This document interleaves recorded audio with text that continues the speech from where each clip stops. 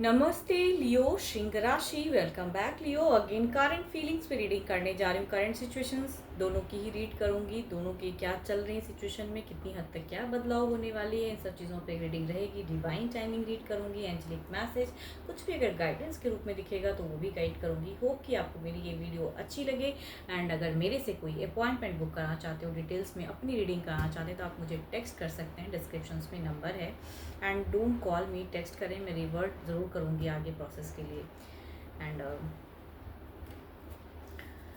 First time जो भी मेरे चैनल पे विजिट करते हैं, जुड़े रहना चाहते हैं तो सब्सक्राइब करना ना भूलें। कुछ लोग वीडियोस को काफ़ी सपोर्ट करते हो, तहे दिल से उन्हें बहुत बहुत शुक्रिया। यूँ ही लाइक शेयर करते रहिए।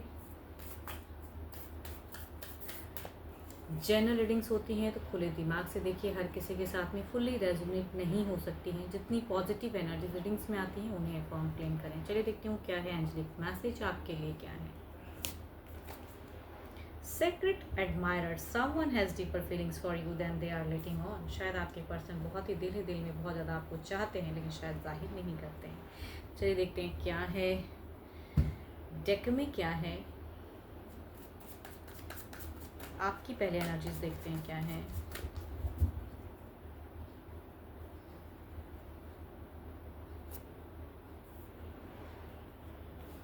या मुझे ऐसा क्यों लग रहा है कि आपकी सिचुएशंस में रिसेंट में कोई एक न्यू पर्सन, मतलब एक के साथ में तो आप बॉन्ड में हो, शायद फ्रेंड में से कोई एक है जो कि शायद आपको लगता है कि वो भी मुझे पसंद करते हैं। तो ऐसी सिचुएशन शायद आप अभी फेस कर रहे हो।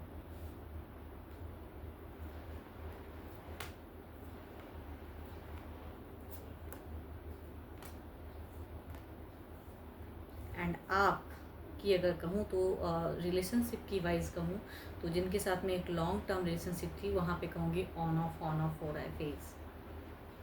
आपको कोई एक पर्सन अच्छे से समझ रहा है, एक पर्सन कहूँगी नहीं समझ रहे हैं। एंड वहाँ पे रिलेशनशिप स्टक हैं, क्योस है, झगड़े लड़ाइयाँ होती हैं, ब्लॉकेज सा है। तो आप एक देखो, यहाँ पे दो फेज़ है आपकी। एक के साथ में ब्लॉक्ड हो, एक के साथ में ओपन अप हो।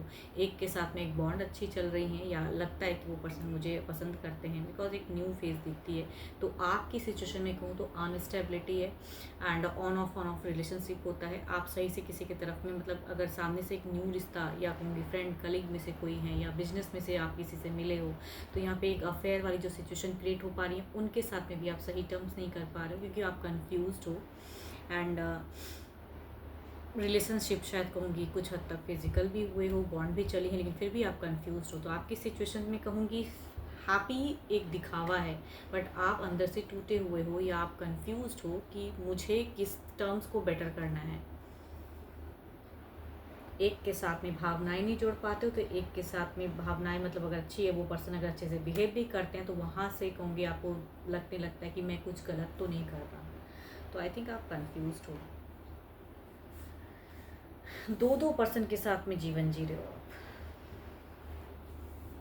एक्शंस में कहूँगी ब्लॉकेज है ना। आप एक पर्सन को सही से समझ पा रहे हो, या उनके साथ में रिलेशनशिप करेक्ट कर पा रहे हो ना। जो रिसेंट जो न्यू पर्सन आए हैं उनके साथ में भी आप करेक्ट नहीं कर पा रहे हो।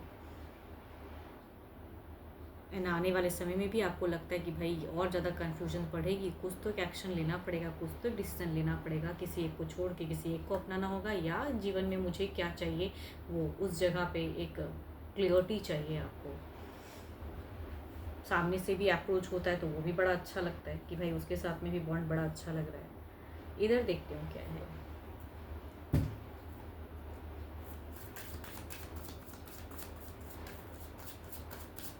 एंड आपने रिसेंट में कहूँगी फिजिकल बॉन्ड भी बनाया है, चाहे वो मिस्टेक समझते हो या जो सोचते हो, लेकिन वो चीज़ें होती हुई हैं आपके साथ में। इधर देखते हैं क्या है।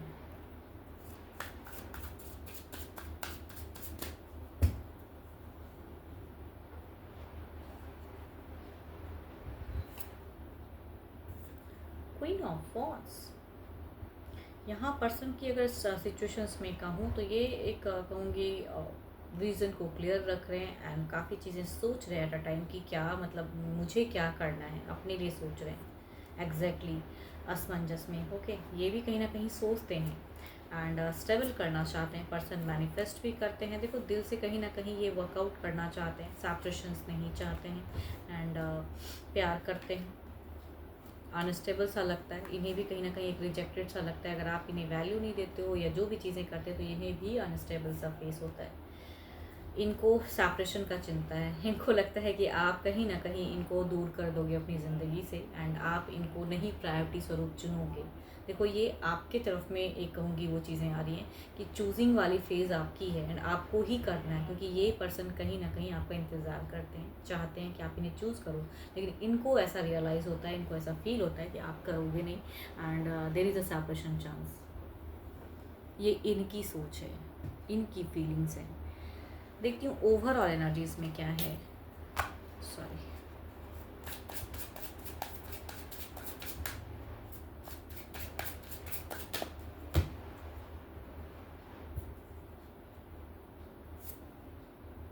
There is a transformation, there is, अगर इसका आर्ट कहूँ एक major changes, there is a chance कि ज़िंदगी में चाहो ना चाहो देर इज़ एक क्लोज, एक फेज क्लोज होके एक टर्म्स आए, पड़ाव आए या आपको करना पड़े। देखो आपकी फेज भी ऐसी चल रही कि करना भी चाहिए, क्योंकि आप किसी को अटका कर नहीं रह सकते, नहीं रखना चाहिए।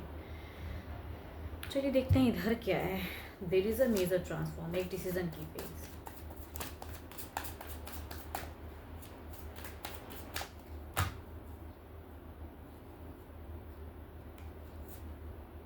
टू ऑफ सॉर्ट्स, इनकी तो देखो इन, या कहूँगी इनकी ये पॉसिबिलिटीज़ नहीं, या ये कुछ नहीं कर सकते हैं, ऐसी सिचुएशन है बिकॉज ये रेडी हैं आपके लिए, लेकिन आप शायद कहूँगी इन्हें नहीं कमिट करते हो। तो इनके लिए तो कहूँगी ओवरऑल में भी स्टक फेज़ है, एक है कि इनको होप है कि करे, अनस्टेबल सा फेज़ है।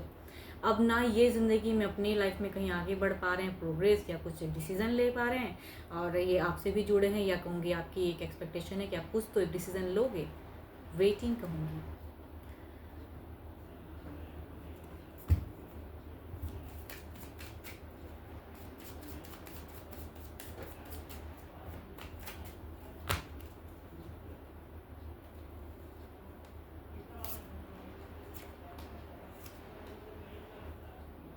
भाई ट्रांसफॉर्म करो, आप क्यों इस अटका कर क्यों रखे हो, एक डिसीज़न लेने की ज़रूरत है। देखो आपके तरफ में चीज़ें हैं, ये भी अटक से गए हैं रिलेशनशिप में, कहूँगी दो डुअल फेज़ में हैं एंड डिसीज़न नहीं हो पा रहे हैं, न्यू के भी साथ में कहीं प्रोग्रेस नहीं कर पा रहे हैं किसी और के साथ में, एंड कहीं ना कहीं आपको भी ये वेट कर रहे हैं कि कुछ एक डिसीज़न लो, बिकॉज सारी चीज़ें डिपेंड करती हैं आप पे कि आप क्या डिसीज़न लेते हो।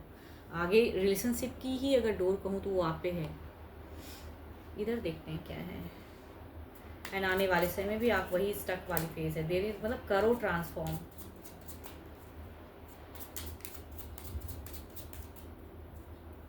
आपका दिल क्या कहता है वो डिसीजन ले। ही और शी जो भी है ये वेट कर रहे हैं कि भाई चूज करो, तो एक होप है, डिज़ायर्स है, ऐसी सीमाएं ऐसी, देखो आपने इन्हें शायद ऐसी सीमाओं में बांध के रखा हुआ है कि ये कोई डिसीज़न नहीं ले पा रहे, तो कहीं वेटिंग चल रही है, बट कहूँगी कितना, ये भी एक टाइम आ गया कि वो ये कहीं ना कहीं एक सेपरेशन में चले जाएंगे, क्योंकि एक टाइम तक ही इंसान किसी का वेट कर सकता है। चलिए देखती हूँ क्या है अब, डिवाइन टाइमिंग क्या कहती है।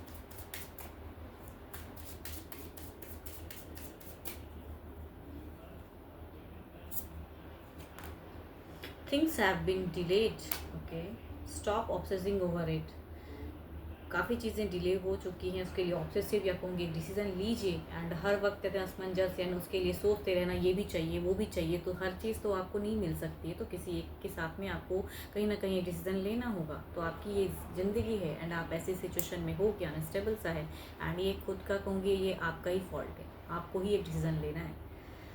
एंड अभी तो फ़िलहाल कहूँगी आपके पर्सन वही फेज़ में रहेंगे, एंड अभी कहूँगी कोई एक इंतज़ार रहेगा आपको, बट कितने हद तक कहूँगी शायद आने वाले समय कुछ परिवर्तन करे। फिलहाल कहूँगी कुछ टाइम के लिए तो यही फेज़ है।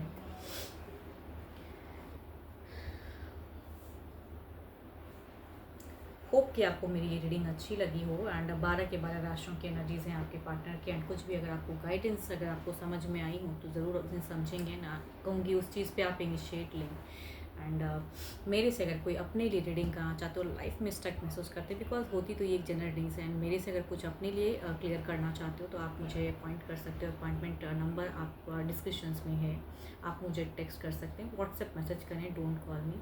एंड अभी के लिए तो इतना ही, जल्दी मिलूंगी मैं नेक्स्ट वीडियो के साथ में। Thank you, stay blessed and stay connected with me.